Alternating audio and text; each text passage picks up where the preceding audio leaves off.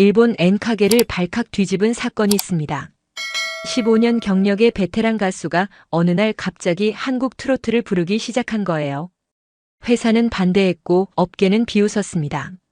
하지만 그녀는 멈추지 않았습니다. 단 한 장의 CD가 한 사람의 인생을 완전히 바꿔놓았습니다. 사라져가는 무대 위에서 마지막 기회를 잡으려던 그녀는 우연히 접한 한국 트로트에서 잃어버렸던 열정을 되찾았어요. 언어도 모르고 문화도 낯선 땅, 서울로 홀로 떠난 그녀의 선택은 무모해 보였습니다. 하지만 그곳에서 그녀가 발견한 건 단순한 음악이 아니었습니다. 진심으로 사람들과 소통하는 법, 국경을 넘어 마음을 전하는 힘이었죠. 일주일간의 짧은 여행이 그녀의 운명을 송두리째 흔들어 놓았습니다. 금기를 깬 무대, 모든 걸 걸었던 오디션, 그리고 새로운 시작. 한국 음악이 한 일본 가수의 인생을 어떻게 바꿔놓았는지 지금부터 그 놀라운 이야기가 시작됩니다. 이 영상이 마음에 드신다면 구독과 좋아요, 알림 설정 부탁드려요. 여러분의 응원이 더 좋은 이야기를 만듭니다. 댓글로 여러분의 생각도 들려주세요. 저는 오늘도 무대에 섰습니다. 조명은 여전히 환했어요. 하지만 제 눈에 보이는 객석의 모습은 달랐죠. 첫 번째 줄부터 다섯 번째 줄까지는 빈자리가 대부분이었고 뒤쪽 좌석에 앉은 관객들도 제 노래보다는 스마트폰을 더 자주 들여다보고 있었습니다. 엔카를 시작한 지 벌써 15년째입니다. 처음 데뷔했을 때만 해도 공연장은 늘 만석이었어요. 제 노래를 들으려고 지방에서 올라온 분들도 계셨고 공연이 끝나면 사인회가 2시간씩 이어지곤 했죠. 그때는 정말 행복했습니다. 무대에 서는 것만으로도 가슴이 벅차올랐고 관객들의 박수 소리가 제 심장 박동보다 더 크게 들렸거든요. 하지만 언젠가부터 상황이 달라지기 시작했습니다. 처음에는 아주 천천히 눈치채지 못할 정도로 변화가 찾아왔어요. 공연 예매율이 조금씩 떨어지고 방송 출연 제의도 줄어들었죠. 제 매니저는 이건 일시적인 현상이라고 위로했지만 저는 알았습니다. 시대가 변하고 있다는 걸요. 오늘 공연은 특히 힘들었어요. 제가 가장 자신 있어 하는 곡인 한여름 밤의 꿈을 불렀는데 노래가 끝나자 객석에는 잠깐의 정적만 흘렀습니다. 박수는 몇몇 분들만 쳐주셨고 그마저도 의례적인 느낌이 강했죠. 무대를 내려오면서 저는 등줄기에 흐르는 땀을 느꼈습니다. 그건 여름의 더위 때문만은 아니었어요. 대기실로 돌아오니 매니저가 어색한 표정으로 저를 맞이했습니다. 그녀의 손에는 생수 한 병과 수건이 들려 있었죠. 제가 수건으로 땀을 닦는 동안 그녀는 조심스럽게 입을 열었어요. 내일 회사 대표님이 만나고 싶어 하신다는 얘기였습니다. 그날 밤 저는 잠을 이룰 수 없었습니다. 호텔 방 창문 밖으로 도쿄의 야경이 펼쳐져 있었지만 그 화려한 불빛들이 오히려 더 쓸쓸하게 느껴졌어요. 제 경력이 어디로 향하고 있는지 이미 짐작하고 있었거든요. 다음 날 아침 회사 사무실에 들어서자마자 대표의 얼굴을 봤습니다. 그분은 언제나처럼 정중했지만 목소리에는 단호함이 섞여 있었어요. 한 달 뒤에 있을 오디션이 제 마지막 기회라는 얘기였습니다. 그 오디션에서 좋은 결과를 내지 못하면 회사와의 계약은 종료된다는 뜻이었죠. 사무실을 나오면서 저는 복도 벽에 걸린 제 포스터들을 봤습니다. 화려했던 과거의 모습들이 액자 속에 갇혀 있었어요. 젊고 빛나던 그때의 제 모습은 이제 먼 옛날의 일처럼 느껴졌습니다. 집으로 돌아오는 길에 편의점에 들렀습니다. 음료수를 고르다가 우연히 음악 잡지 코너를 봤는데 표지에는 20살도 안 된 듯한 신인 아이돌 그룹이 실려 있었어요. 그들의 밝고 경쾌한 이미지를 보면서 저는 생각했습니다. 세상은 이렇게 빨리 변하는데 나만 그 자리에 멈춰 서 있는 건 아닐까요? 그날 밤 저는 오랜만에 데뷔 시절 앨범을 꺼내봤습니다. 먼지가 쌓인 케이스를 닦으면서 그때의 기억들이 하나씩 떠올랐어요. 첫 무대의 떨림, 첫 번째 팬레터를 받았을 때의 감동, 처음으로 차트 1위에 올랐을 때의 기쁨. 그 모든 순간들이 선명했습니다. 하지만 이제는 알아야 했습니다. 제게 남은 건 그 추억들과 아직 건재한 목소리뿐이라는 것을요. 한 달 뒤의 오디션은 단순한 평가가 아니었습니다. 그건 제 가수 인생의 마지막 기회이자 동시에 새로운 시작이 될 수도 있는 순간이었죠. 책상 위에 놓인 달력을 봤습니다. 빨간 펜으로 동그라미가 쳐진 날짜까지는 정확히 31일이 남아 있었어요. 저는 그 날짜를 한참 동안 바라봤습니다. 그리고 마음속으로 다짐했습니다. 이대로 끝날 순 없다고, 반드시 방법을 찾겠다고요. 그날 밤부터 저는 매일 연습실로 향했습니다. 새벽까지 노래를 부르고 발성을 다듬었죠. 하지만 뭔가 부족한 느낌이었어요. 단순히 기술을 갈고 닦는다고 해서 달라질 수 있을까요? 제게 필요한 건 기술이 아니라 새로운 감동, 새로운 이야기였습니다. 어느 날 저녁 연습을 마치고 나오는 길에 한 카페 앞을 지나갔습니다. 유리창 너머로 젊은 사람들이 웃고 떠드는 모습이 보였어요. 그들은 제가 알지 못하는 노래들을 신나게 따라 부르고 있었습니다. 저는 그 순간 깨달았습니다. 세상은 이미 다른 곳을 향해 달려가고 있는데 저만 여전히 같은 자리를 맴돌고 있다는 것을요. 그날 밤 저는 처음으로 제 음악 인생에 대해 진지하게 고민했습니다. 이대로 계속 같은 길을 걸을 것인가, 아니면 완전히 새로운 시도를 해볼 것인가.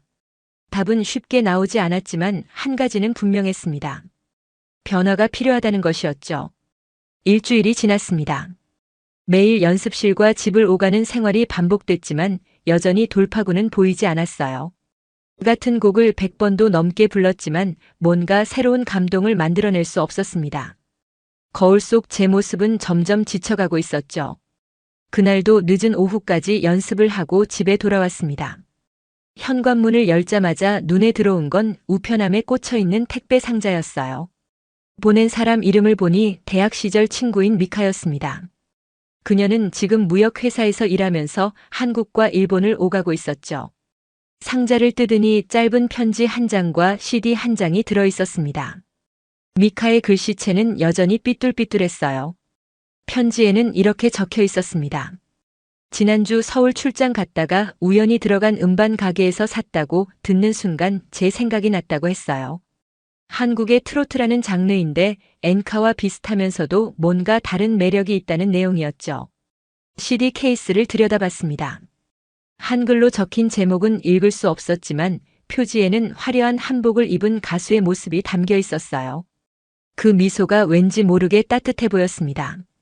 저는 거실로 가서 오래된 CD 플레이어에 디스크를 넣었습니다.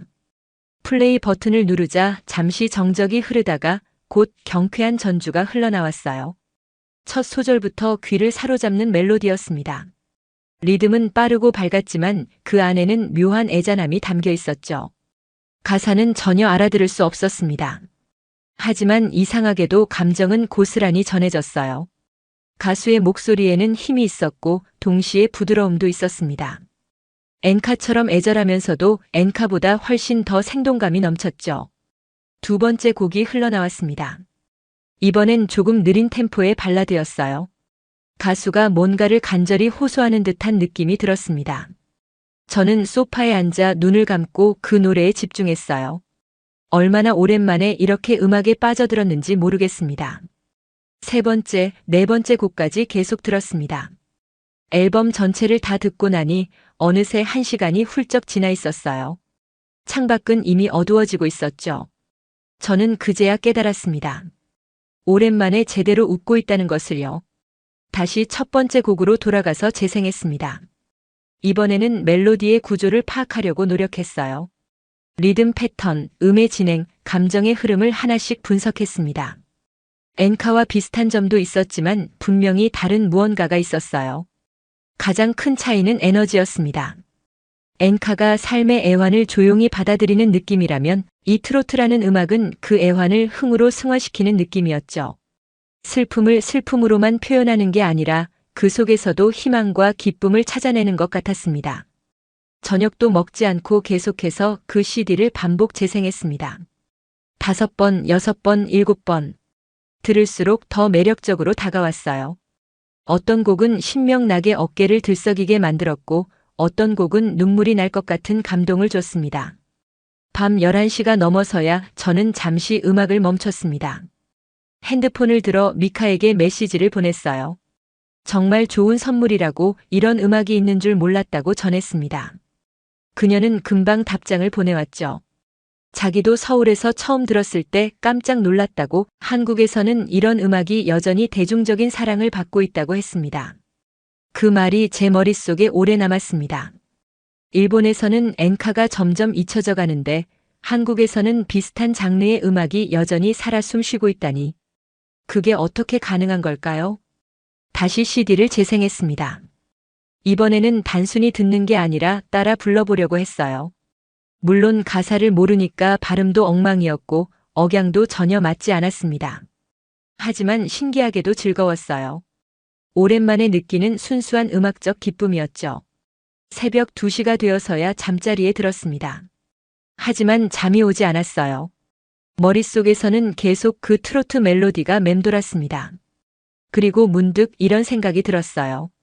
만약 제가 이런 스타일의 음악을 한다면 어떨까요? 말도 안 되는 생각이었습니다. 저는 15년간 엔카 가수로 살아왔어요. 한국어는 한마디도 할 줄 몰랐고 트로트라는 장르에 대해서도 아는 게 전혀 없었습니다. 게다가 일본 엔카 가수가 한국 트로트를 부른다는 건 들어본 적도 없는 일이었죠. 하지만 그 생각은 쉽게 사라지지 않았습니다. 오히려 시간이 지날수록 더 강렬해졌어요. 어쩌면 이게 제가 찾던 돌파구일지도 모른다는 생각이 들었습니다. 완전히 새로운 시도, 누구도 해보지 않은 도전. 다음 날 아침 일어나자마자 제일 먼저 한 일은 그 CD를 다시 듣는 것이었습니다. 밤새 고민했던 생각들이 여전히 유효한지 확인하고 싶었어요. 첫 곡이 흘러나오는 순간 저는 확신했습니다. 이게 바로 제가 가야 할 길이라고요. 하지만 문제는 어떻게 시작하느냐였습니다. 한국어를 배우는 것부터 시작해야 할까요? 아니면 먼저 트로트라는 장르에 대해 공부해야 할까요? 한 달 뒤에 오디션까지는 시간이 별로 없었습니다. 점심때쯤 미카에게 전화를 걸었습니다. 한국 음악에 대해 더 알고 싶다고, 혹시 도움을 받을 수 있는 방법이 있는지 물어봤어요. 그녀는 잠시 생각하더니 한국에 직접 가보는 건 어떻겠냐고 제안했습니다. 서울에는 외국인도 쉽게 한국 노래를 배울 수 있는 곳들이 많다고 했죠. 전화를 끊고 나서 저는 한참을 고민했습니다. 서울로 간다는 건 큰 결심이 필요한 일이었어요. 언어도 모르고 아는 사람도 없는 곳으로 간다는 게 쉬운 결정은 아니었습니다. 하지만 그날 밤 다시 한번 그 CD를 들으면서 마음을 굳혔습니다. 이대로 있다가는 아무것도 변하지 않을 거예요. 변화를 원한다면 제가 먼저 움직여야 했습니다. 낯선 곳으로 새로운 도전을 향해서요. 다음 날 아침 저는 회사로 향했습니다. 매니저에게 먼저 말을 꺼냈어요. 일주일 정도 서울에 다녀오고 싶다고, 새로운 음악적 영감을 찾고 싶다고 했습니다. 그녀는 놀란 표정으로 저를 바라봤죠. 오디션까지 시간이 얼마 남지 않았는데 지금 여행을 가겠다는 게 말이 되느냐고 물었습니다. 하지만 저는 단호했습니다. 이건 단순한 여행이 아니라 제 음악 인생을 위한 필수적인 과정이라고 설명했어요. 매니저는 한숨을 쉬며 대표님께 보고해야 한다고 말했습니다. 그날 오후 대표실로 호출됐습니다. 들어서자마자 대표의 차가운 시선이 느껴졌어요. 그는 책상에 기대 앉아 팔짱을 낀 채 물었습니다. 한국에 가서 뭘 하려는 거냐고, 트로트를 배우겠다는 게 정말이냐고 했죠. 저는 솔직하게 답했습니다. 새로운 시도 없이는 오디션에서도 좋은 결과를 기대할 수 없을 것 같다고, 한국 음악에서 뭔가 배울 점이 있을 것 같다고 말했어요. 대표는 고개를 저었습니다. 엔카 가수가 트로트를 부른다는 건 말도 안 되는 소리라고, 그런 시도는 오히려 독이 될 거라고 했습니다. 하지만 제 마음은 이미 굳어 있었어요. 대표가 반대하든 말든 저는 가야만 했습니다. 결국 대표는 한 가지 조건을 제시했어요. 회사 지원 없이 개인적으로 다녀오는 거라면 막지 않겠다고, 대신 오디션 날짜는 절대 미룰 수 없다고 했습니다. 그날 저녁 저는 곧바로 항공권을 예매했습니다. 일주일 뒤 출발하는 표였어요. 짐을 싸면서도 가슴이 두근거렸습니다. 설렘과 불안이 동시에 밀려왔죠. 과연 제대로 된 선택인지, 혹시 시간만 낭비하는 건 아닌지 걱정도 됐습니다. 미카에게 연락했습니다. 서울에 가기로 했다고 전하자 그녀는 기뻐하며 몇 가지 조언을 해줬어요. 홍대 근처에 괜찮은 게스트 하우스가 있다고, 거기서 지내면서 주변을 둘러보라고 했습니다. 그리고 한국 노래를 배우고 싶다면 노래방이 최고의 연습장이라고 덧붙였죠. 출발 전날 밤 저는 거의 잠을 이루지 못했습니다. 가방 안에는 옷 몇 벌과 그 CD, 그리고 미카가 적어준 메모지뿐이었어요. 여권을 몇 번이고 확인했습니다. 새벽 5시에 일어나 공항으로 향했죠. 나리타 공항은 이른 아침임에도 붐볐습니다. 체크인 카운터에서 줄을 서면서 주변을 둘러봤어요. 가족 단위 여행객들, 비즈니스맨들, 젊은 커플들. 모두 각자의 목적지를 향해 가고 있었습니다. 저도 이제 제 목적지를 향해 떠나는 거예요. 비행기에 오르자 긴장이 조금 풀렸습니다. 창가 자리에 앉아 창밖을 바라봤어요. 비행기가 이륙하면서 도쿄의 풍경이 점점 작아졌습니다. 구름 위로 올라가자 새하얀 세상이 펼쳐졌죠. 기내에서 저는 미카가 준 메모를 꺼내봤습니다. 거기에는 기본적인 한국어 인사말들이 적혀 있었어요. 안녕하세요, 감사합니다, 죄송합니다. 발음 표기도 함께 적어놨더군요. 저는 작은 소리로 따라 읽어봤습니다. 혀가 제대로 굴러가지 않았지만 계속 연습했어요. 2시간 남짓한 비행 시간 동안 저는 창밖만 바라봤습니다. 구름 사이로 가끔 바다가 보였고 어느새 육지가 나타났어요. 한반도가 점점 가까워지고 있었습니다. 인천공항에 도착했습니다. 입국 심사를 마치고 밖으로 나오니 낯선 간판들이 눈에 들어왔어요. 한글로 가득한 표지판들을 보면서 저는 실감했습니다. 정말로 다른 나라에 온 거구나, 이제 시작이구나 하고요. 공항 리무진 버스를 타고 홍대 쪽으로 향했습니다. 버스 안에서 본 서울의 풍경은 도쿄와 비슷하면서도 달랐어요. 높은 빌딩들, 넓은 도로, 빠르게 움직이는 사람들. 하지만 뭔가 더 활기차고 역동적인 느낌이 들었습니다. 게스트하우스에 도착해 짐을 풀었습니다. 작은 방이었지만 깨끗하고 아늑했어요. 창문을 열자 거리의 소음이 들려왔습니다. 사람들의 목소리, 자동차 소리, 어디선가 흘러나오는 음악 소리. 모든 게 생생하고 실감났죠.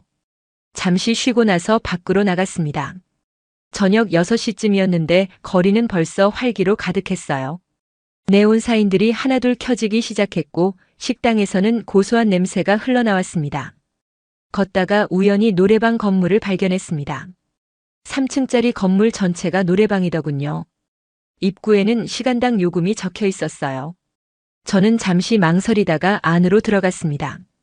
카운터 직원은 제 어설픈 한국어를 들어도 친절하게 안내해줬어요. 작은 방으로 들어가자 화려한 조명과 큰 화면이 저를 맞이했습니다. 리모컨을 들고 곡을 검색했는데 어떻게 찾아야 할지 막막했죠. 한참을 헤매다가 결국 인기 차트를 눌러봤습니다.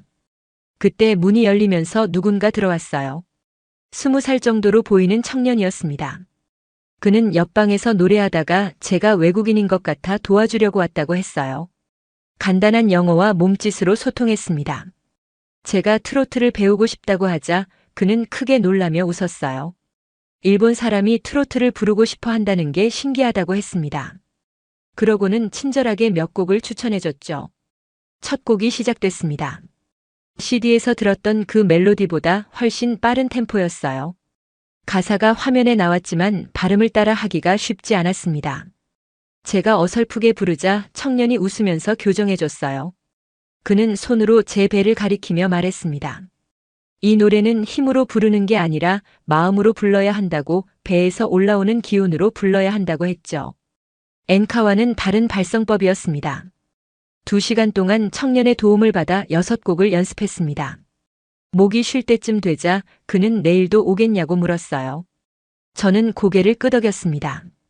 그리고 감사하다는 인사를 서툰 한국어로 전했죠. 노래방을 나와 게스트하우스로 돌아오는 길, 저는 가슴이 벅차올랐습니다.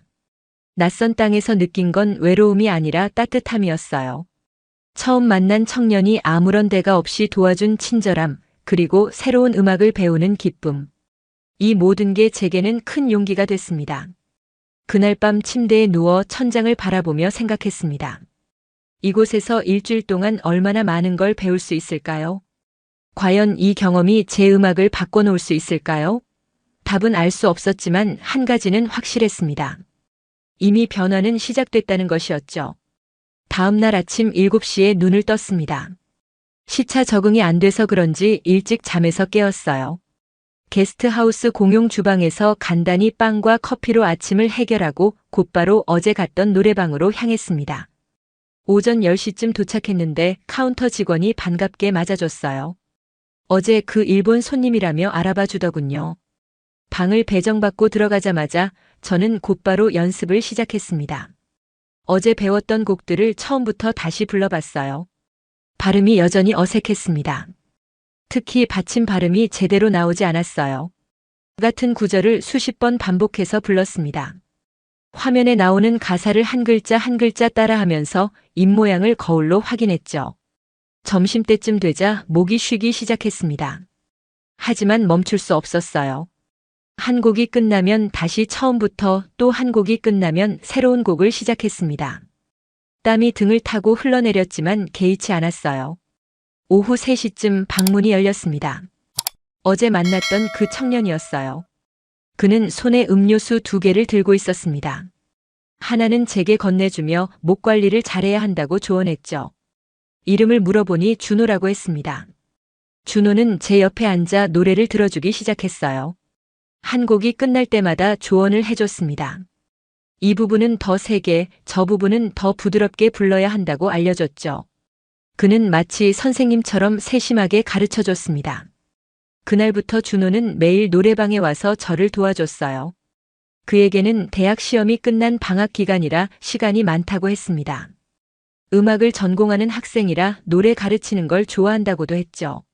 사흘째 되던 날 준호가 친구 2명을 데려왔습니다. 한 명은 성악을 전공하는 여학생 지은이었고 다른 한 명은 실용음악을 공부하는 민수였어요. 셋 다 제가 트로트를 배우려는 이유가 궁금하다고 했습니다. 저는 솔직하게 제 상황을 설명했어요. 일본에서 엔카 가수로 활동하고 있지만 인기가 떨어지고 있다고 새로운 시도를 하고 싶어서 한국까지 왔다고 말했죠. 셋 모두 놀란 표정으로 저를 바라봤습니다. 지은이 먼저 입을 열었어요. 엔카와 트로트는 뿌리가 같은 음악이라고 하지만 표현 방식에서는 분명한 차이가 있다고 설명해 줬습니다. 엔카는 절제된 감정 표현을 중시하지만 트로트는 감정을 더 솔직하고 직접적으로 드러낸다고 했죠. 민수는 리듬의 차이를 강조했습니다. 그는 작은 키보드를 꺼내 직접 연주하며 보여줬어요. 트로트 특유의 바운스감 그리고 엇박자를 타는 느낌을 익혀야 한다고 했습니다. 저는 그의 연주에 맞춰 박자를 타는 연습을 했어요. 나흘째부터는 본격적인 수업처럼 진행됐습니다. 오전에는 발성 연습, 오후에는 곡 연습, 저녁에는 감정 표현 연습을 했어요. 3명의 친구들이 번갈아가며 저를 가르쳐줬습니다. 지은은 호흡법을 알려줬어요. 배로 숨을 쉬는 복식 호흡의 중요성을 강조했습니다. 처음에는 익숙하지 않았지만 계속 연습하니 조금씩 감이 잡혔어요. 목소리에 힘이 생기기 시작했죠. 민수는 리듬감을 키워주려고 다양한 연습 방법을 제시했습니다. 메트로놈에 맞춰 박수를 치고 손가락으로 박자를 세고 몸으로 리듬을 타는 연습을 시켰어요. 처음에는 어색했지만 점점 자연스러워졌습니다. 준호는 감정 표현에 집중했어요. 그는 제게 노래의 가사 내용을 먼저 설명해 줬습니다. 이 노래는 고향을 그리워하는 내용이라고, 저 노래는 이별의 아픔을 담은 거라고 알려줬죠. 가사를 이해하니 노래를 부를 때 감정이입이 더 쉬워졌습니다. 닷새째 되던 날 저녁 4명이 함께 저녁을 먹으러 갔습니다. 준호가 추천한 삼겹살 집이었어요. 고기를 구워 먹으면서 이런저런 이야기를 나눴습니다. 일본과 한국의 음악 문화 차이, 각자의 꿈, 앞으로의 계획 같은 것들이었죠. 지은은 제게 물었습니다. 한국에서 배운 걸 일본에 돌아가서 어떻게 활용할 거냐고요. 저는 잠시 생각하다가 답했어요. 엔카와 트로트를 융합한 새로운 스타일을 시도해보고 싶다고, 두 나라의 음악을 이어주는 다리가 되고 싶다고 말했습니다. 민수가 말했어요. 그건 정말 멋진 시도라고, 분명 많은 사람들이 공감할 거라고 했습니다. 준호도 고개를 끄덕이며 응원한다고 했죠. 그 순간 저는 뭉클했습니다. 이제 겨우 닷새 알고 지낸 친구들이 이렇게 진심으로 응원해준다는 게 감사했어요. 6째 날 준호가 특별한 제안을 했습니다. 자기가 아는 작곡가 선생님께 저를 소개해주고 싶다고요. 그분은 트로트계에서 꽤 유명한 분이라고 했습니다. 저는 망설임 없이 받아들였어요. 다음 날 오후 준호와 함께 작곡가의 작업실로 향했습니다. 홍대 근처의 작은 빌딩 3층에 있었어요. 문을 열고 들어가니 중년의 남성이 피아노 앞에 앉아 계셨습니다. 선생님은 제 이야기를 듣더니 흥미로워했어요. 일본 엔카 가수가 트로트를 배우러 왔다는 게 신선하다고 했습니다. 그리고는 한번 불러보라고 하셨죠. 저는 지난 6일간 가장 열심히 연습했던 곡을 골랐습니다. 심호흡을 하고 노래를 시작했어요. 배에서 올라오는 힘으로 마음을 담아서 불렀습니다. 준호와 친구들이 가르쳐준 모든 것을 떠올리며 최선을 다했죠. 노래가 끝나고 정적이 흘렀습니다. 선생님은 눈을 감고 한참을 생각하시더니 입을 여셨어요. 발음은 서툴지만 진심은 느껴진다고 하지만 아직은 기술적으로 부족한 부분이 많다고 하셨습니다. 그날 밤 게스트하우스로 돌아와 침대에 누웠습니다. 선생님의 평가가 계속 머릿속을 맴돌았어요. 아직은 아니라는 말이 가슴에 박혔습니다. 하지만 포기할 수 없었어요. 내일은 일본으로 돌아가야 하는 날이었습니다. 잠들기 전 저는 창밖을 바라봤습니다. 서울의 밤은 여전히 밝게 빛나고 있었어요.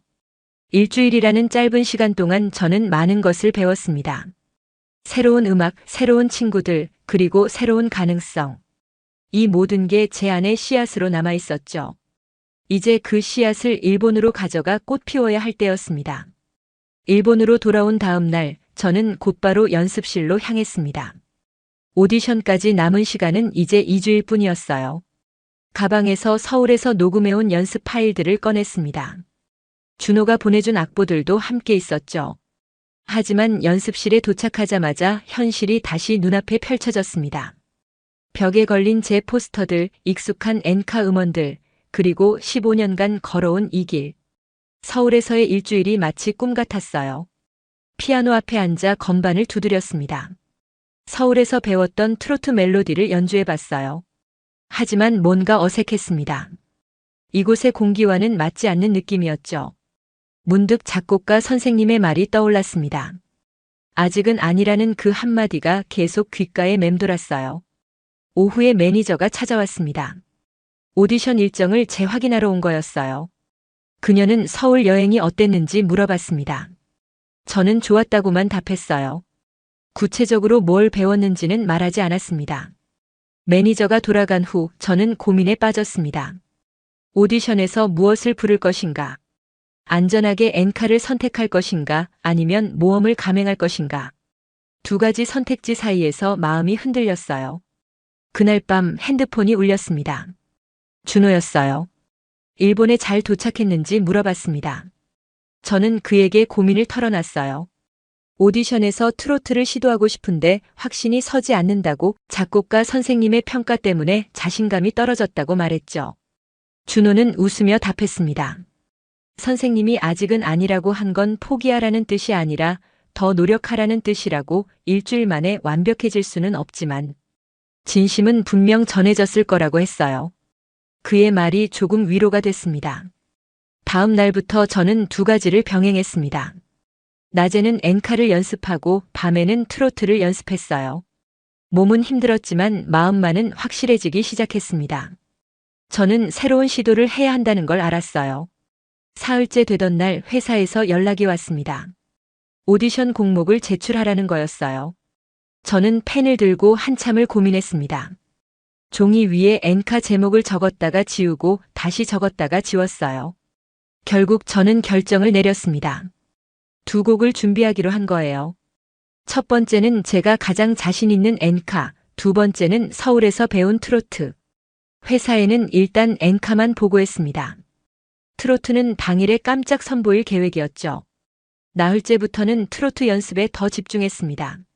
서울에서 녹음해온 파일을 들으며 발음을 교정하고 준호가 보내준 영상을 보며 감정 표현을 익혔어요.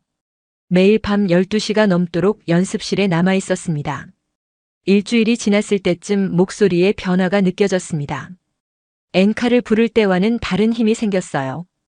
더 밝고 더 경쾌하고 더 솔직한 목소리. 그게 바로 제가 찾던 것이었습니다. 하지만 여전히 불안했어요. 과연 오디션장에서 이 노래를 제대로 부를 수 있을까요? 심사위원들이 이해해 줄까요? 혹시 완전히 실패하는 건 아닐까요? 밤마다 이런 생각들이 저를 괴롭혔습니다. 열흘째 되던 날 지은에게서 메시지가 왔습니다. 응원한다는 내용과 함께 한 가지 조언이 적혀 있었어요. 기술보다 중요한 건 마음이라고, 진심으로 부르면 반드시 통한다고 했습니다. 그 말이 제게 큰 힘이 됐어요. 오디션 3일 전 저는 처음으로 회사 연습실이 아닌 다른 곳에서 연습했습니다. 도쿄의 한적한 공원이었어요. 사람들이 별로 없는 이른 아침, 저는 벤치에 앉아 작게 노래를 불렀습니다. 새들이 지저귀는 소리와 바람에 나뭇잎이 흔들리는 소리가 들렸어요. 그 자연스러운 소리들 속에서 부르니 노래가 달리 들렸습니다. 더 편안하고 더 자연스럽고 더 진실되게 느껴졌죠. 그때 깨달았습니다. 제가 서울에서 배운 건 단순히 새로운 장르가 아니었어요. 진심을 담아 노래하는 법, 기술이 아닌 마음으로 소통하는 법을 배운 거였습니다. 그게 바로 트로트의 본질이었고 동시에 제가 엔카에서 잃어버렸던 것이기도 했어요. 이틀 전 마지막 연습을 했습니다. 회사 연습실에서 혼자 두 곡을 차례로 불러봤어요. 엔카를 부를 때는 15년의 경력이 느껴졌습니다. 안정적이고 완성도 높은 노래였죠. 하지만 트로트를 부를 때는 달랐어요. 서툴렀지만 생생했고 불완전했지만 진실했습니다. 저는 결심했습니다. 오디션에서 두 곡을 다 부르겠다고요. 엔카로 제 실력을 증명하고 트로트로 제 변화를 보여주겠다고 마음먹었습니다. 설령 트로트가 받아들여지지 않더라도 최소한 시도는 해봐야 했어요. 전날 밤 잠을 이룰 수 없었습니다. 창밖을 보니 보름달이 밝게 떠 있었어요. 저는 달을 보며 중얼거렸습니다. 내일은 제 음악 인생의 가장 중요한 날이 될 거라고 후회 없이 최선을 다하겠다고 다짐했죠. 핸드폰을 들어 준호에게 마지막 메시지를 보냈습니다. 내일 오디션이니까 응원해달라고요. 그는 즉시 답장을 보내왔어요. 지은과 민수도 함께 응원하고 있다고, 분명 잘 될 거라고 했습니다. 새벽 5시에 일어났습니다. 샤워를 하고 옷을 갈아입었어요. 거울 속 제 모습을 봤습니다. 긴장된 표정이었지만 눈빛만은 확고했습니다. 오늘 저는 단순히 생존을 위해 노래하는 게 아니었어요. 진짜 제 음악을 찾기 위해, 새로운 길을 개척하기 위해 노래하는 거였습니다. 회사로 향하는 택시 안에서 창밖을 바라봤습니다. 도쿄의 아침 풍경이 펼쳐졌어요. 출근하는 사람들, 등교하는 학생들, 바쁘게 움직이는 도시. 모두가 각자의 하루를 살아가고 있었습니다. 저도 오늘 제 방식으로 최선을 다해 살아갈 거예요. 그 결과가 어떻든 저는 이미 변화를 시작했으니까요. 회사 오디션홀에 도착하니 벌써 여러 명의 가수들이 대기하고 있었습니다. 모두 젊고 패기 넘치는 신인들이었어요. 그들의 얼굴에는 자신감이 가득했습니다. 저는 대기실 구석 자리에 조용히 앉았죠. 매니저가 다가와 속삭였습니다. 긴장하지 말고 평소처럼만 하면 된다고, 제출한 엔카 곡목을 확인했다고 했어요. 저는 고개를 끄덕였습니다. 하지만 제 가방 안에는 트로트 악보가 따로 준비되어 있었어요. 첫 번째 순서가 시작됐습니다. 20살 정도의 여성 가수가 무대에 올라 노래를 불렀어요. 깨끗하고 안정적인 목소리였습니다. 박수 소리가 들렸고 심사위원들이 고개를 끄덕이는 게 보였죠. 두 번째, 세 번째 순서도 비슷했습니다. 모두 뛰어난 실력자들이었어요. 저는 손에 땀이 나기 시작했습니다. 과연 제가 여기서 특별한 무언가를 보여줄 수 있을까요? 드디어 제 차례가 됐습니다. 이름이 호명되고 저는 천천히 무대로 걸어갔어요. 조명이 저를 비췄습니다. 객석에는 대표를 비롯한 5명의 심사위원이 앉아 있었어요. 그들의 표정은 무표정했습니다. 마이크 앞에 섰습니다. 심사위원 중 한 명이 물었어요. 무슨 곡을 부를 거냐고요? 저는 먼저 엔카를 부르겠다고 답했습니다. 반주가 시작됐고 저는 눈을 감았어요. 15년간 불러온 익숙한 멜로디였습니다. 목소리가 자연스럽게 흘러나왔어요. 감정을 절제하면서도 깊이 있게 표현했습니다. 엔카 특유의 애절함을 담아 한 소절 한 소절 정성껏 불렀죠. 노래가 끝나자 짧은 박수가 터졌습니다. 심사위원들은 만족스러운 표정이었어요. 한 명이 평가를 시작했습니다. 역시 베테랑답게 안정적이라고 감정 표현도 좋다고 했죠. 대표가 말했습니다. 이 정도면 계약 연장에 문제 없을 것 같다고 다음 앨범 준비를 시작하자고 했어요. 다른 심사위원들도 고개를 끄덕였습니다. 분위기는 좋았어요. 바로 그때 저는 입을 열었습니다. 한 곡 더 부르고 싶다고 말했어요. 심사위원들이 고개를 갸우뚱했습니다. 이미 충분한데 왜 더 부르고 싶냐고 물었죠. 저는 심호흡을 했습니다. 새로운 시도를 보여드리고 싶다고 잠깐만 시간을 달라고 부탁했어요. 대표의 얼굴이 굳어졌습니다. 뭔가 불길한 예감이 든다는 표정이었죠. 매니저가 급히 무대 옆으로 달려왔습니다. 손짓으로 그만하라고 신호를 보냈어요. 하지만 저는 이미 결심한 상태였습니다. 가방에서 준비해온 악보를 꺼내 반주자에게 건넸어요. 대표가 소리쳤습니다.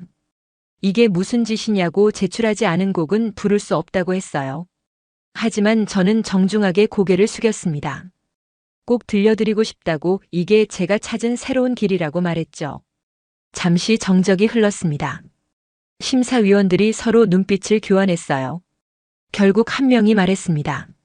그럼 짧게만 불러보라고 하지만 평가에는 반영하지 않겠다고 했죠. 반주가 시작됐습니다. 경쾌한 트로트 리듬이었어요. 객석에서 웅성거리는 소리가 들렸습니다. 저는 눈을 감고 서울에서의 일주일을 떠올렸어요. 준호, 지은, 민수의 얼굴이 선명하게 그려졌습니다. 노래를 시작했습니다. 한국어 가사였어요. 발음은 여전히 완벽하지 않았지만 서울에서 배운 대로 배에서 올라오는 힘으로 불렀습니다. 감정을 숨기지 않고 솔직하게 표현했죠. 첫 절이 끝날 무렵 저는 눈을 떴습니다. 심사위원들의 표정이 달라져 있었어요. 놀라움, 당혹감, 그리고 미묘한 호기심이 섞여 있었습니다. 대표는 팔짱을 낀 채 저를 뚫어지게 바라보고 있었죠. 후렴구로 넘어갔습니다. 목소리에 더 힘을 실었어요. 준호가 말했던 것처럼 마음으로 불렀습니다. 기술이 아니라 진심으로, 완벽한 발음이 아니라 진정한 감정으로 노래했어요. 이상한 일이 벌어졌습니다. 저 자신도 놀랄 만큼 노래가 자연스럽게 흘러나왔어요. 엔카를 부를 때와는 완전히 다른 느낌이었습니다. 더 자유롭고 더 살아있고 더 저다운 목소리였죠. 마지막 절에 이르렀을 때 저는 완전히 노래에 빠져들었습니다. 객석도 심사위원들도 심지어 오디션이라는 사실조차 잊었어요. 그저 노래 자체가 좋았고 그 순간이 행복했습니다. 노래가 끝났습니다. 잠시 정적이 흘렀어요. 아무도 박수를 치지 않았습니다. 저는 심사위원들을 바라봤죠. 그들의 얼굴에는 복잡한 감정들이 교차하고 있었어요. 가장 먼저 입을 연 건 나이 많은 심사위원이었습니다. 그는 음악평론가로 유명한 분이었어요. 그가 천천히 말했습니다. 처음 들어본 시도라고 엔카 가수가 한국 트로트를 부르다니 상상도 못했다고 했죠. 다른 심사위원이 물었습니다. 언제부터 이런 걸 준비했냐고요? 저는 솔직하게 답했어요. 지난주 서울에 다녀왔다고, 거기서 일주일 동안 배웠다고 말했습니다. 심사위원들이 더욱 놀란 표정을 지었어요. 대표가 일어섰습니다. 그의 얼굴은 붉어져 있었어요. 회사와 상의도 없이 이런 무모한 시도를 했다고, 이건 계약 위반이라고 소리쳤습니다. 저는 고개를 숙였어요. 하지만 평론가 심사위원이 손을 들었습니다. 잠깐만 기다려보자고, 이건 흥미로운 시도라고 했어요. 그는 저에게 물었습니다. 왜 이런 선택을 했냐고요? 저는 진심을 담아 답했습니다. 엔카만으로는 더 이상 관객들에게 다가갈 수 없다는 걸 느꼈다고, 새로운 감동을 전하고 싶었다고 말했어요. 일본과 한국의 음악이 서로 배우고 융합할 수 있다고 믿는다고 했죠. 또 다른 심사위원이 말했습니다. 발음은 서툴지만 진정성은 느껴진다고, 이런 도전 정신이 오히려 신선하다고 했어요. 하지만 대중이 받아들일지는 미지수라고 덧붙였습니다. 긴 토론이 이어졌습니다. 심사위원들은 찬반 양론으로 나뉘었어요. 어떤 이는 혁신적이라고 했고 어떤 이는 너무 위험하다고 했습니다. 저는 그저 묵묵히 서서 그들의 대화를 들었어요. 결국 대표가 말했습니다.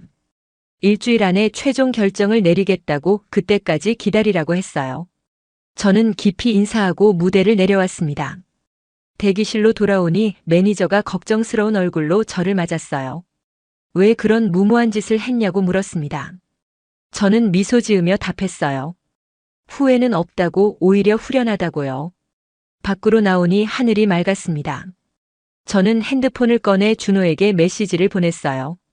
오디션에서 트로트를 불렀다고 결과는 모르겠지만 최선을 다했다고 전했습니다. 그는 곧바로 답장을 보내왔죠. 대단하다고, 자랑스럽다고요. 일주일이 흘렀습니다. 그동안 회사에서는 아무런 연락이 없었어요. 매일 아침 핸드폰을 확인했지만 메시지는 오지 않았습니다. 매니저도 연락을 피하는 것 같았죠. 저는 그 시간 동안 집에서 조용히 지냈습니다. 연습실에 가지 않고 혼자 피아노 앞에 앉아 곡을 만들어 봤어요. 엔카와 트로트를 섞은 새로운 스타일의 멜로디였습니다. 완성도는 떨어졌지만 만드는 과정 자체가 즐거웠어요. 서울의 친구들과는 계속 연락을 주고받았습니다. 준호는 매일 응원 메시지를 보냈고 지은은 발음 교정 영상을 찍어 보내줬어요. 민수는 제가 만든 멜로디를 듣고 피드백을 줬습니다. 그들의 존재가 큰 힘이 됐죠. 닷새째 되던 날 밤 대학 시절 친구 미카에게서 전화가 왔습니다. 그녀는 서울 출장에서 돌아오는 길이라고 했어요. 커피 한잔 하자는 제안에 저는 흔쾌히 응했습니다. 다음 날 오후 시부야의 조용한 카페에서 만났습니다. 미카는 여행 가방을 옆에 둔 채 앉아 있었어요. 저는 오디션 이야기를 자세히 들려줬습니다. 트로트를 불렀다는 말에 그녀는 눈을 크게 떴죠. 미카가 말했습니다. 정말 대단한 용기라고, 자기가 보낸 CD 한 장이 이렇게 큰 변화를 만들 줄 몰랐다고 했어요. 저는 웃으며 답했습니다. 그 CD가 제 인생을 바꿔놓았다고요. 대화를 나누던 중 미카의 핸드폰이 울렸습니다. 잠깐 통화를 하더니 그녀가 흥분한 표정으로 말했어요. 서울 본사에서 연락이 왔는데 한국 음반 회사에서 일본 가수와 콜라보레이션을 추진하고 싶어 한다는 소식이라고 했습니다. 저는 별 생각 없이 들었습니다. 그게 저와 무슨 상관이겠어요. 하지만 미카는 계속 설명했어요. 그 음반 회사가 바로 서울에서 제가 만났던 작곡가 선생님이 소속된 곳이라고 했습니다. 심장이 두근거렸습니다. 설마 저를 염두에 둔 제안일까요? 미카는 자세한 건 모르겠지만 가능성이 있다고 말했어요. 저는 흥분을 가라앉히려 애썼지만 쉽지 않았습니다. 그날 저녁 집으로 돌아오니 현관 앞에 익숙한 차가 서 있었습니다. 매니저의 차였어요. 그녀가 차에서 내려 저를 맞이했습니다. 표정이 복잡했어요. 함께 집으로 들어가 마주 앉았습니다. 매니저는 한참을 말없이 있다가 입을 열었어요. 회사에서 결정이 났다고, 계약은 연장한다고 했습니다. 저는 안도의 한숨을 쉬었어요. 하지만 조건이 있었습니다. 트로트는 공식 활동으로 인정할 수 없다고, 앞으로도 엔카 가수로만 활동해야 한다고 했어요. 만약 다시 한국 음악을 시도한다면 그때는 계약을 해지하겠다는 경고였습니다. 저는 고민에 빠졌습니다. 안정적인 길을 택할 것인가, 아니면 새로운 도전을 선택할 것인가. 매니저는 신중하게 생각해 보라며 일어섰어요. 내일까지 답을 달라고 했습니다. 그날 밤 저는 잠을 이룰 수 없었습니다. 침대에 누워 천장만 바라봤어요. 15년간 쌓아온 커리어를 포기할 수 있을까요? 하지만 다른 한편으로는 이대로 계속 똑같은 길을 걸을 수 있을까 하는 생각도 들었습니다. 새벽 3시쯤 핸드폰이 울렸습니다. 준호였어요.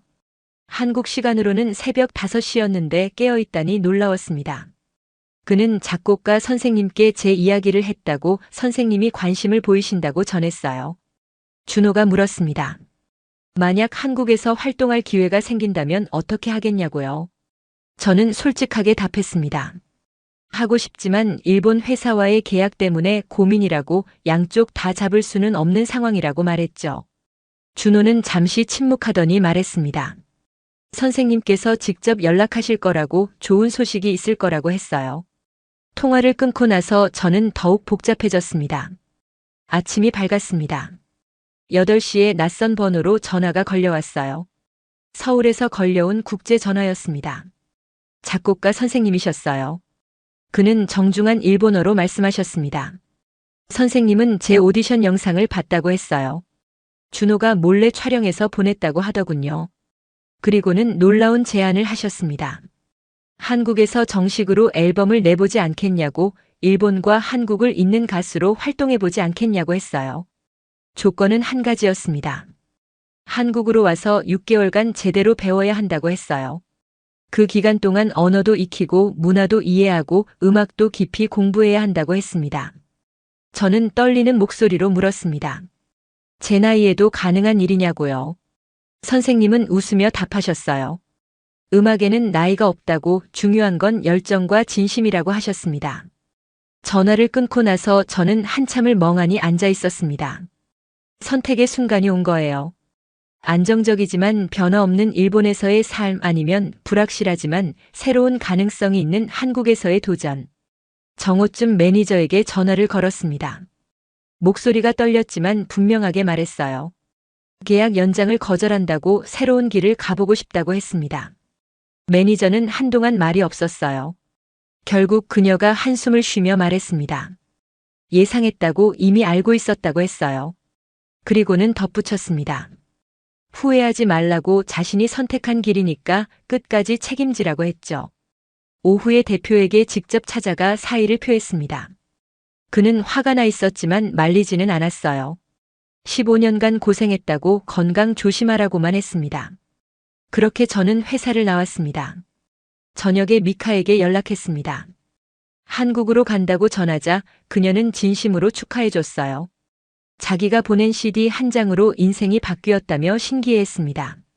저도 정말 신기했어요. 그날 밤 짐을 싸기 시작했습니다. 많은 건 가져갈 수 없었어요.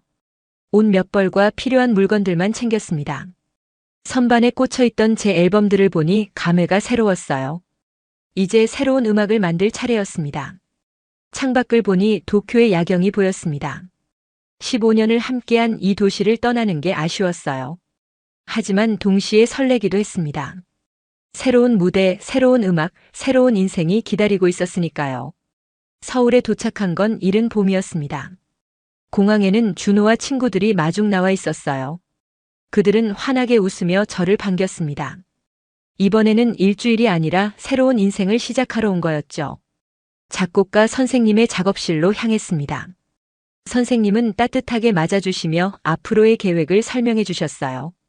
먼저 3개월간 한국어와 문화를 집중적으로 배우고 그 다음 3개월은 본격적인 음반 작업을 하자고 하셨습니다. 홍대 근처에 작은 원룸을 구했습니다. 창문으로 보이는 거리는 언제나 활기찼어요.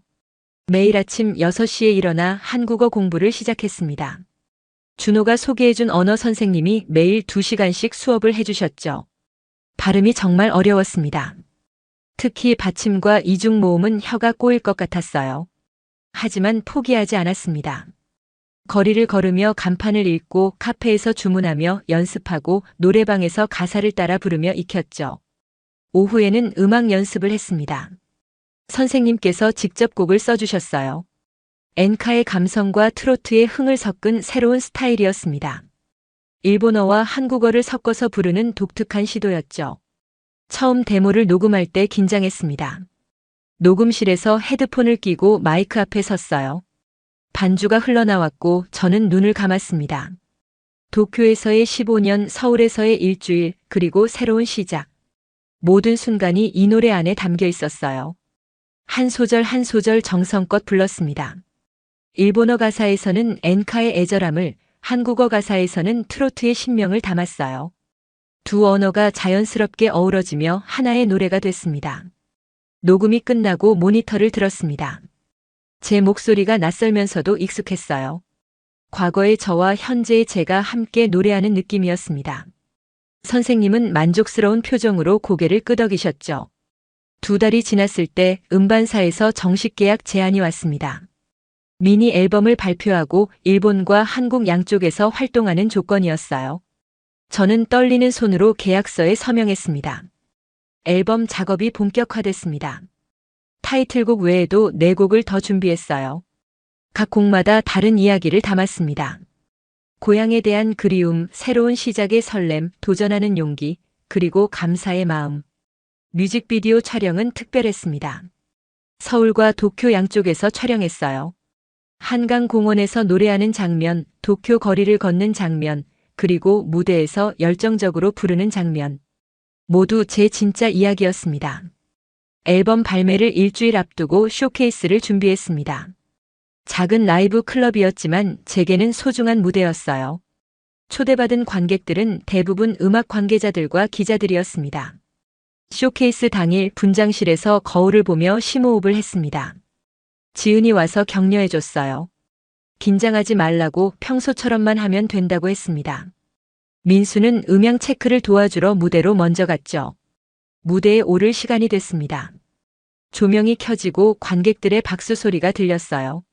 저는 마이크를 잡고 인사했습니다. 서툰 한국어였지만 진심을 담아 말했어요. 일본에서 온 가수지만 한국 음악을 사랑하게 됐다고, 두 나라의 음악을 이어주고 싶다고요. 첫 곡이 시작됐습니다. 타이틀곡인 두 개의 하늘이었어요. 일본어로 시작해 한국어로 이어지는 노래였습니다. 처음엔 조심스럽게 불렀지만 후렴구로 갈수록 자신감이 붙었어요. 관객들의 표정이 달라지는 게 보였습니다. 처음엔 호기심 어린 눈빛이었는데 점점 집중하는 모습으로 바뀌었어요. 어떤 분은 리듬에 맞춰 고개를 끄덕이고 어떤 분은 눈을 감고 음악에 빠져들었습니다. 두 번째 곡은 밝고 경쾌한 트로트였습니다. 완전히 한국어 가사였지만 자신 있게 불렀어요. 3개월간 매일 연습한 결과였습니다. 관객들이 박수로 장단을 맞춰주기 시작했어요. 세 번째 곡은 느린 발라드였습니다. 엔카 스타일에 가까운 곡이었죠. 이 노래를 부를 때는 15년간 쌓아온 감정을 모두 쏟아냈습니다. 무대를 떠나야 했던 아픔, 다시 시작한 용기, 그리고 새로운 희망. 노래가 끝나자 잠시 정적이 흘렀습니다. 그리고 곧 뜨거운 박수가 터져 나왔어요. 일어서서 박수치는 분들도 계셨습니다. 저는 눈시울이 뜨거워졌어요. 앙코르 요청이 쏟아졌습니다. 준비하지 않았지만 한 곡 더 부르기로 했어요. 처음 서울에서 배웠던 그 트로트였습니다. 미카가 보내준 CD에 담겨있던 제 인생을 바꾼 바로 그 노래예요. 마지막 음이 끝나자 무대는 환호로 가득 찼습니다. 저는 깊이 인사했어요. 관객들에게, 준호와 친구들에게, 선생님께, 그리고 이 모든 기회를 준 운명에게 감사했습니다. 쇼케이스가 끝나고 기자들이 몰려왔습니다. 질문이 쏟아졌어요. 왜 한국 음악을 선택했는지, 앞으로의 계획은 무엇인지, 일본 팬들은 어떻게 생각할지. 저는 하나하나 정성껏 답했습니다. 다음 날 아침 뉴스 기사가 쏟아졌습니다. 대부분 긍정적이었어요. 신선한 시도라고, 두 나라 음악의 가교 역할을 할 것 같다고 평가했습니다. 물론 비판적인 의견도 있었지만 개의치 않았어요. 일주일 후 앨범이 발매됐습니다. 음원 사이트에 제 이름이 올라가는 걸 보며 가슴이 벅찼어요. 일본에서도 동시에 발매됐습니다. 양쪽 차트를 지켜보며 긴장했죠. 놀라운 일이 벌어졌습니다. 한국에서는 트로트 차트 10위권에 진입했고 일본에서는 월드 뮤직 차트 1위에 올랐어요. SNS에는 응원 메시지가 쏟아졌습니다. 특히 두 나라 음악을 모두 사랑하는 팬들의 반응이 뜨거웠죠. 첫 방송 출연도 성공적이었습니다. 한국의 한 음악 프로그램에 초대받았어요. 긴장했지만 즐겁게 노래했습니다. MC가 제 이야기에 관심을 보였고 시청자들도 긍정적으로 반응했어요. 일본에서도 연락이 왔습니다. 예전 회사가 아니라 다른 방송국이었어요. 한국에서 성공한 일본 가수를 인터뷰하고 싶다는 제안이었습니다. 저는 기꺼이 응했죠. 석 달이 지난 지금 저는 서울과 도쿄를 오가며 활동하고 있습니다. 양쪽 모두 제 무대예요. 한국에서는 트로트 가수로, 일본에서는 새로운 스타일을 개척한 가수로 인정받고 있습니다. 오늘도 무대에 섭니다. 객석은 가득 차 있고 관객들의 눈빛은 기대로 반짝여요. 조명이 켜지고 음악이 시작됩니다. 저는 미소 지으며 노래를 시작해요. 이 노래는 제 것만이 아닙니다. 저를 도와준 모든 분들의 노래이고 두 나라 음악을 사랑하는 모든 이들의 노래입니다. 국경을 넘어, 언어를 넘어 마음과 마음을 잇는 선율. 그것이 바로 제가 부르는 노래의 의미입니다. 무대를 내려오며 생각합니다. 1년 전만 해도 상상할 수 없던 일이었어요. 하지만 용기 내어 변화를 선택했고 그 선택이 새로운 길을 열어줬습니다. 이제 저는 단순히 살아남기 위해 노래하지 않아요. 진심을 전하기 위해, 사람들과 소통하기 위해, 그리고 음악의 아름다움을 나누기 위해 노래합니다. 한국 트로트가 일본 가수의 인생을 바꿨습니다. 단순한 성공 스토리가 아니에요. 이건 우리 음악이 가진 진정한 힘을 보여주는 이야기입니다. 엔카와 트로트는 뿌리가 같지만 표현하는 방식은 달랐어요. 그 차이 속에서 그녀는 잃어버렸던 진심을 되찾았습니다. 한국에서의 일주일 노래방에서 만난 젊은 친구들, 그리고 따뜻하게 손 내밀어준 작곡가 선생님. 우리의 정과 음악이 한 사람의 꿈을 다시 피워냈습니다. 지금 그녀는 서울과 도쿄를 오가며 두 나라의 음악을 잇는 가교 역할을 하고 있습니다. 한국 트로트가 세계로 뻗어나가는 또 하나의 증거죠. 우리 음악이 국경을 넘어 사람들의 마음을 움직이고 인생을 바꾸고 새로운 가능성을 열어주고 있습니다. 변화를 두려워하지 않은 용기, 진심으로 소통하려는 노력, 그리고 음악으로 하나 되는 아름다움. 이것이 바로 K-트로트의 힘입니다. 여러분도 이 이야기에 감동하셨다면 구독과 좋아요로 응원해주세요. 알림 설정까지 해두시면 더 멋진 이야기로 찾아뵙겠습니다. 댓글로 여러분의 이야기도 들려주세요.